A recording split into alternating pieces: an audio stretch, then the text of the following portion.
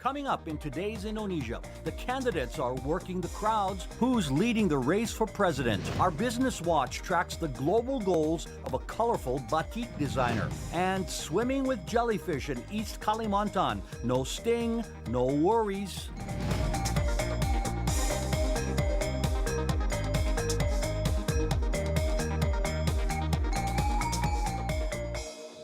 Hello and welcome to today's Indonesia from Jakarta. I'm Dalton Tanonaka. I'm Marisa Anita. Thank you for joining us for the debut of the Indonesia channel.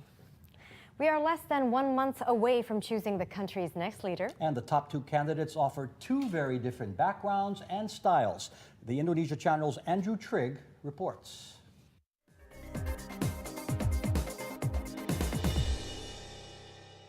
They are two candidates who couldn't be more different. Jakarta Governor Joko Widodo is a former furniture salesman from Central Java. He's a former mayor, now wanting to become a former governor by moving up to the country's top job after less than 2 years leading the capital. The man popularly called Jokowi is considered the people's candidate, known for his surprise office and market visits and down-to-earth, shirt-tails-out style. In parliamentary elections in April, his Indonesian Democratic Party of Struggle won 19% of the vote to lead the pack and pave the way for the opposition party's comeback. I'm very confident. My party will do very well. My party will win very strong. His strongest opponent is a former Special Forces general, making his third run at national office. Prabowo Subianto is descended from a line of aristocratic leaders who believe it's his duty to serve the public.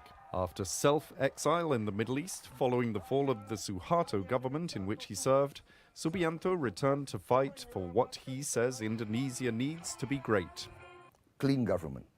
That's the number one. That's the, from my study of history, failed states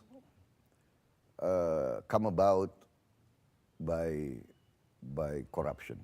Nearly every political survey taken since campaigning began has shown the Jakarta governor in the lead. But his once substantial margin has been narrowing, with voters now focusing on issues and character.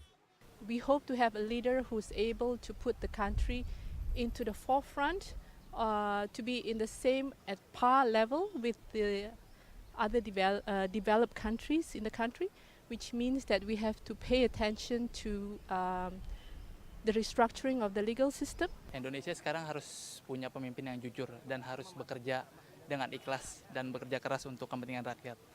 If no candidate wins more than 50% of the vote in the July 9th election, a runoff will be held in September. Andrew Trigg, the Indonesia Channel, Jakarta. There are many backstories to this important election. With his experienced insights into the political scene is our viewpoint analyst, Wimar. He is a former spokesman for the fourth president of Indonesia, now running his own communications company. Sir, welcome.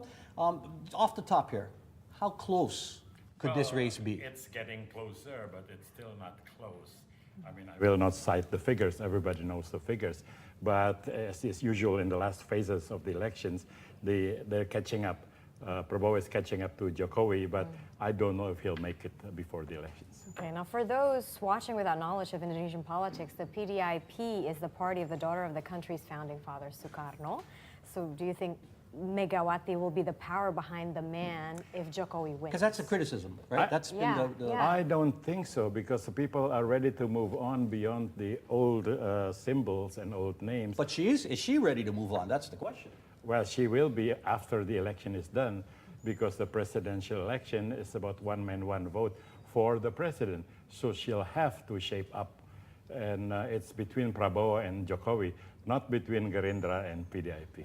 But, you know, she said things like he's a man of the party, not the man of the people. You've heard that statement. That well, let her say what she wants. It's her right. Okay. It's the people's right to demand accountability from the president they elect. Sure. Now, Wimar, critics say that Jokowi's lack of leadership experience at this level is a negative, but other people say it's a positive. It's a fresh option. He's untainted.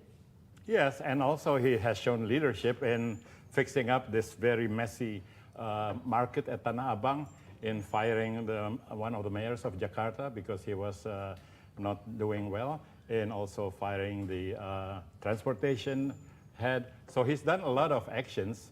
Now Prabowo has been decisive in '98 for things which he still has to explain. But Jokowi has done maybe little things, but concrete things. Prabowo Subianto, your social media followers know very well that you're not a fan. Oh, I'm a friend. I'm a friend, but not a fan. Not a fan, That's what you said. exactly. Yeah. Not a fan. So what is exactly your main objection? The main objection is why should we pick someone who is problematic in the past when we have a candidate who is clean? All he has to do is explain what he did in '98, why he went to Jordan, and what he's done since campaigning here.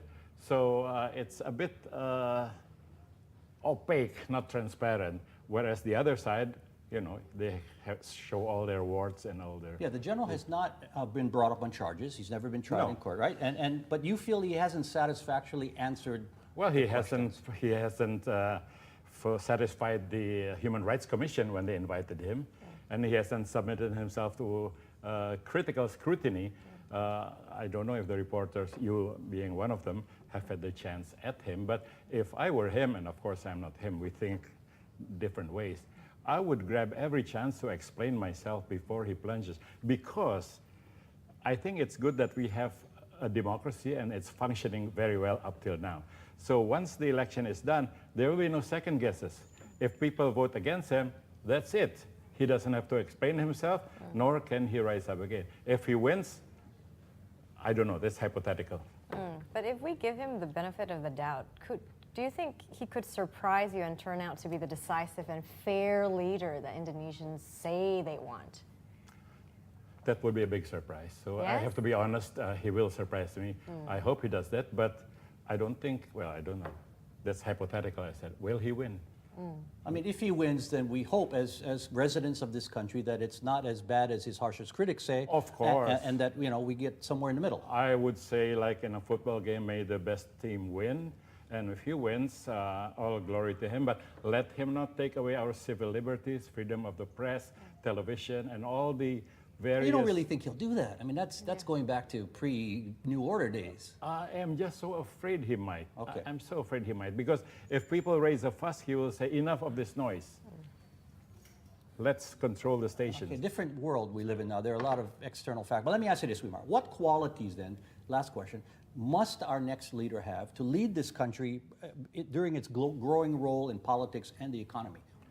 The quality that we need most of all is being able to listen to the people and be able to lead by example, both now as well as historical, and letting himself be steered by the people, not by a party, not by anyone, but by the people through direct interaction.